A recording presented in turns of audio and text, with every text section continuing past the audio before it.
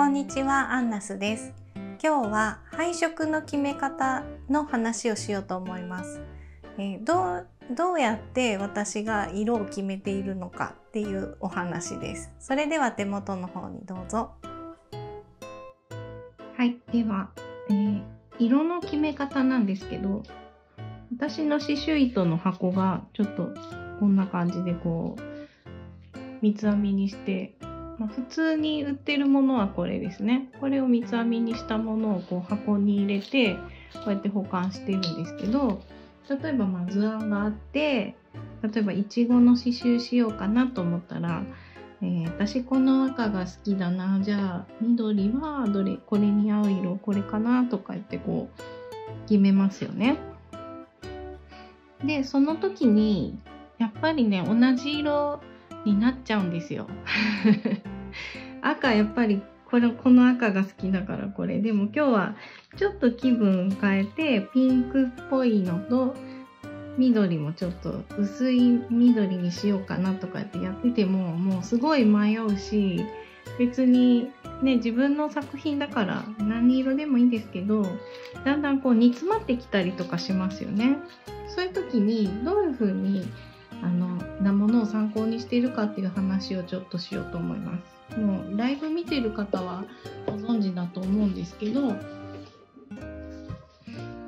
よくこういう本とか、あと、ピンタレストとかね、何でもいいです。別にGoogle とかで拾ってきた画像とかでもいいんですけど、これはちゃんと抽出してあるんですね。例えばこの写真の中から色を抽出して何個か出してくれているんですよね。こういう感じですね。この写真があって出してくれてます。とか、これがない場合の写真だけ拾ってきた場合、この写真の色みたいな感じで刺繍したいなって思ったら、この辺の茶色と白となんか黄色とちょっと薄いグリーンみたいな入っているといいなっていう感じで考えたりとか、そういう感じで色を考えていくんですけど、もうそれだけです。あとは自分の図案が、すごい緑が多めの図案、例えば植物のデザインの図案だったらちょっと緑っぽいものにしたり、記号とかだと何色でもよかったりするんですけど、絶対入れなきゃいけない色ってありますよね。例えば肌色が入ってたりとか、髪の毛の色だったりとか、もう例えば食べ物のさっき言ったいちごみたいな色が入ってて、そこはなんか暖色系でやらないと、そこは寒色系の青の色で刺しちゃったりするとおかしいみたいな、そういうのはちょっとしっかり押さえておいて、なので例えば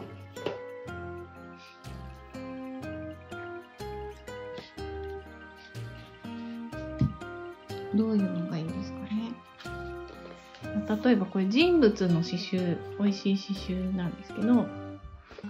人物の刺繍だとすると、これをアレンジしたいなって思う場合、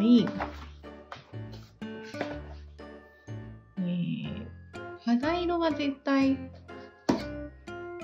もう一緒じゃないですか。ここはもうアレンジしようがないんで、肌色で、服のコーディネートどうしようかなってなった時に、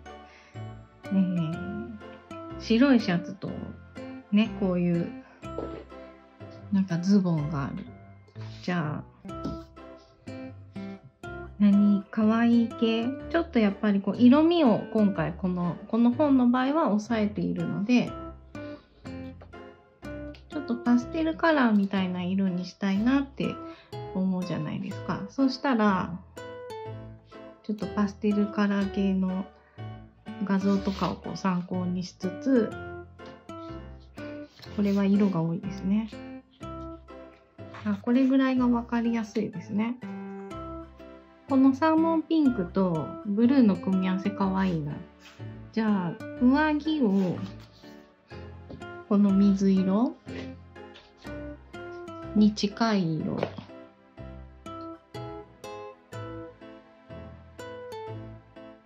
かな、これでサーモンピンク、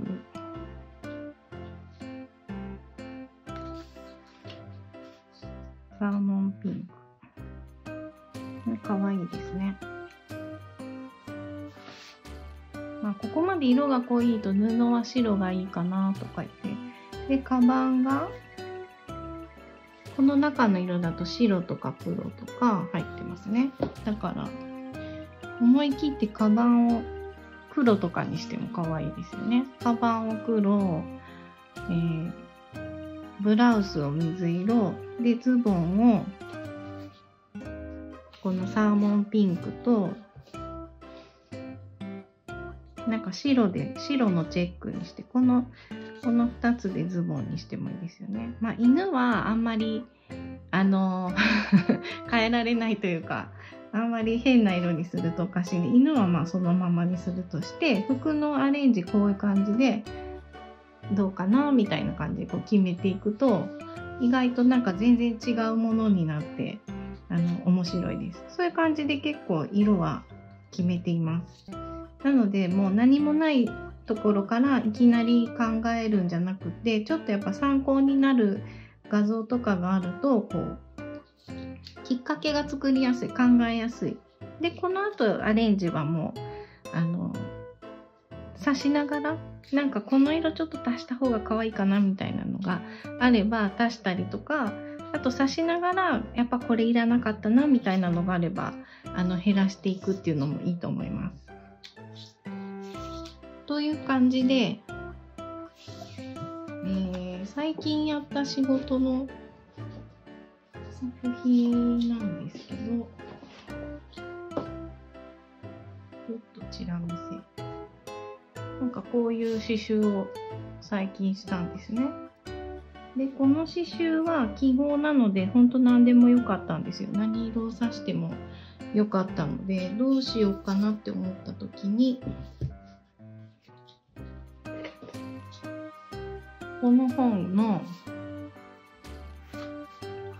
このページを選びました。で、この1、2、3、4、5色がここで使われています。これはまあ刺繍糸と似たようなものを探してきて、これピンクで薄い茶色で薄い黄緑で、これがね緑ですね。で水色、まあ、これもその時の自分の持っている糸の中で似たようなのを探して、だからもうちょっと水色が薄いものになるかもしれないし、まあ、だいたいこんな感じでこう色を決めてきました。でこの色を決めて、であとは配色ですね。まあ、今回ちょっと可愛い感じにしたかったんで、ピンク多めに、ピンク使ってるところが結構多いです。でこの薄い茶色とかは布が白なんであんまり目立たないから、これ線の刺繍とかやるとぼんやりしてしまうんで、こういうところは濃い色を、まあどっちでもよかったんですけど、水色と、でもピンクに合わせるんだったら緑の方が色が合うかなと思ったので、この2色がメインのカラーですね、全体の。で、まあ、茶色はほとんども使わない。で黄緑も結構薄い緑も結構薄いので、これももう登場の場所がちょっとしかない。でこんな感じ、まあ、水色ここに入ってますね。なんかもっとサテンステッチがしっかり入ってるしっかりめの図案とかだと、あんまり濃い色をメインに使ってしまうとすごく暑苦しいので、もしかしたらこういう薄い組み合わせでサテンステッチでもっとしっかり面を埋めるっていう作品になってたかもしれないですけど、今回は割とこの線の刺繍がメインだったので、濃い色をメインに使っています。っていう感じで、この本とか画像とかから刺繍糸を引っ張り出してきた後にどういう配分、色の配分で、振り分けていくかっていうのも結構大事ですね。だからサテンステッチとか綿の刺繍が多い場合は薄い色を割とこう大きい面積に持ってくる。で、濃いのはもうワンポイントとかで使うみたいな感じで、ちょっとその